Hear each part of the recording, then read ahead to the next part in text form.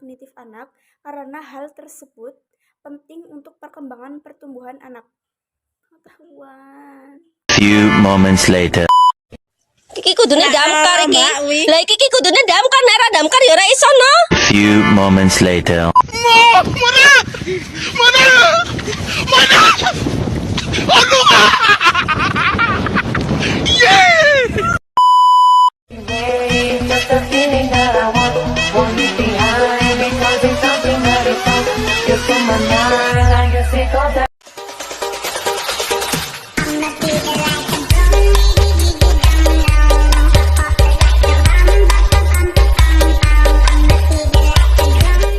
Assalamualaikum warahmatullahi wabarakatuh.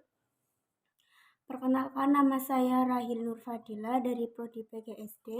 Di sini saya akan mereview tugas psikologi pendidikan yang diberikan oleh Bu Syifa mengenai video tentang seorang anak laki-laki bernama Zhang Zijie.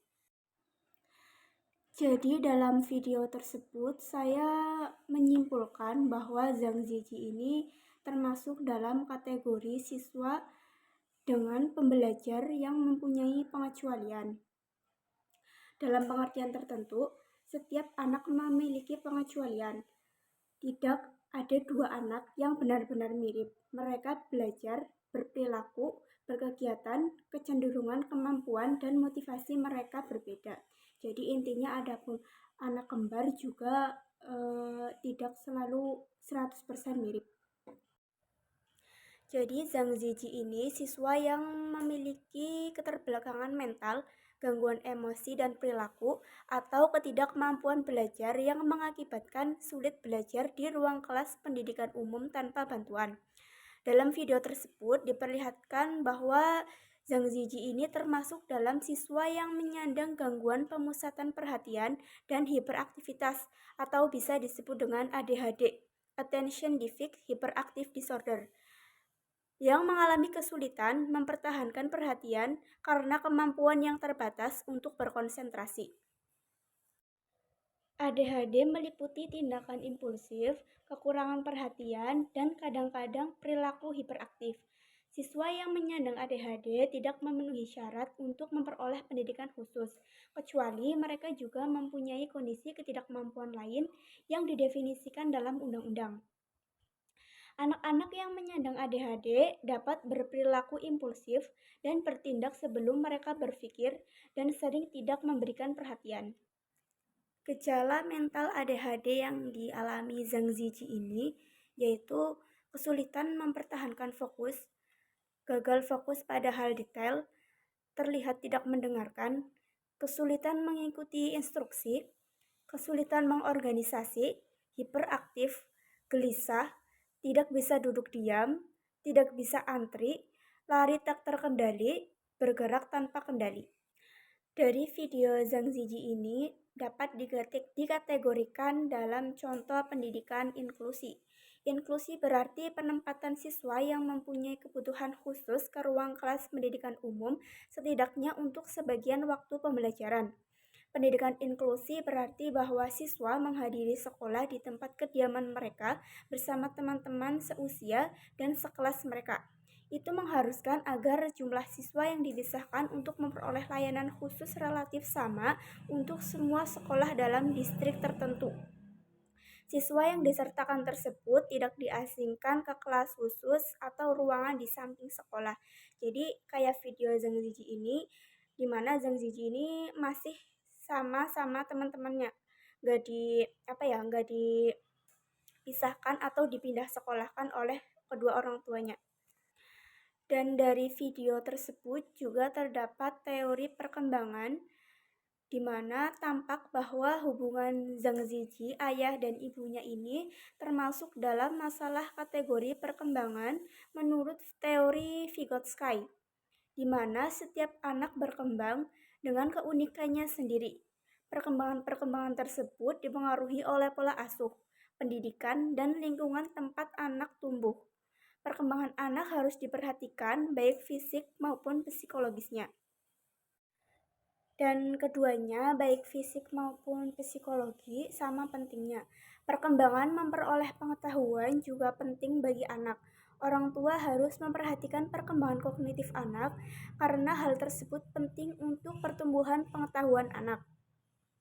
Jadi perilaku ayah Zhang Ziyi ini tidak dibenarkan karena terlalu cuek terhadap perkembangan keterbelakangan mental yang dialami anaknya dan menganggap anaknya ini baik-baik saja. Padahal ibunya Zhang Ziyi ini udah memberitahu ke ayahnya kalau anaknya ini atas saran gurunya suruh dibawa ke dokter, tapi ayahnya ini malah marah dan menganggap anaknya itu baik-baik saja. Dan lingkungan pembelajaran yang efektif juga termasuk materi yang ada dalam video Zhang Ziyi. Pada adegan ulang tahunnya, di mana teman-teman dan gurunya sangat mensupport Ziyi. Dan di situ Ziyi terlihat lebih baik dan lebih bahagia. Di mana gejala-gejala ADHD yang ada pada Ziyi itu sedikit berkurang karena adanya dukungan positif dari lingkungan yaitu guru dan teman-temannya. Dan menciptakan lingkungan belajar yang efektif termasuk metode yang digunakan guru untuk menciptakan suasana kelas yang positif dan pengalaman kelas yang produktif. Strategi yang digunakan guru untuk mempertahankan perilaku yang baik dan menanggapi perilaku buruk adalah bagian dari menciptakan lingkungan pembelajaran yang efektif. Untuk menghindari perilaku buruk di kelas, guru harus memastikan bahwa siswa tetap tertarik, terlibat, dan antusias. Lingkungan kelas sangat penting untuk menghasilkan suasana yang efektif. Pengelolaan kelas, penetapan sumber dan alat bantu belajar, atau penetapan hasil karya siswa adalah beberapa contoh bagaimana menata lingkungan belajar yang efektif. Jadi gurunya Zhang Ziyi itu juga bisa menentukan lingkungan pembelajaran yang efektif dengan salah satunya yaitu merayakan ulang tahun Zhang Ziyi bersama-sama. Dalam video tersebut juga terdapat materi mengenai motivasi belajar. Dan dalam bahasa sederhana, motivasi adalah sesuatu yang menyebabkan Anda melangkah, membuat Anda tetap melangkah dan menentukan kemana Anda mencoba melangkah.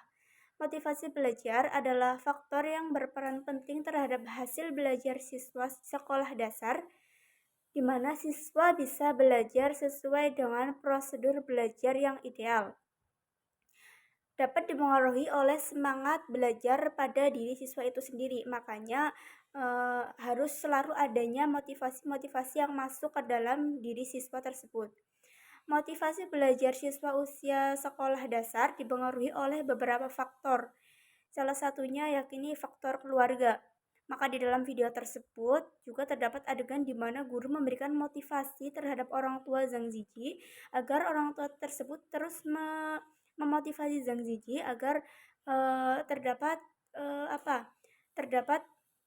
motivasi di dalam diri Zhang Ziyi untuk bisa terus belajar dan sedikit bisa terbebas dari ADHD. 一个人去承担。我们今天的讲题呢是家庭分工，其乐融融。讲的不光是谁去赚钱，谁负责做家事，还有包括教育跟支持，这些都是需要全家人一起去同心协力的。我知道，可是我们家就是这样，我呢就负责工作赚钱，那我太太呢就负责小孩跟家里面，这样应该没什么不对吧？可是当你的小孩遇到障碍，他需要协助的时候，你就不可能赚钱来当做借口，把责任跟压力让你太太一个人去承担了。张爸爸，你知不知道姐姐她有情绪管理跟注意力不集中的问题？你知不知道姐姐原本在班上人缘很差，没有人要跟她玩，功课写得一塌糊涂，上课几乎没有办法专心听讲，都是因为你太太细心陪在姐姐旁边，跟我一起努力找方法，还有全班同学愿意积极的配合，才让姐姐从以前的状况进步到现在这样。可是我要问一个很残忍的问题，张爸爸，在自己进步的这段时间里面，你在哪里？ Sekian video dari saya. Apabila banyak salahnya, saya mohon maaf yang sebesar-besarnya. Wassalamualaikum warahmatullahi wabarakatuh.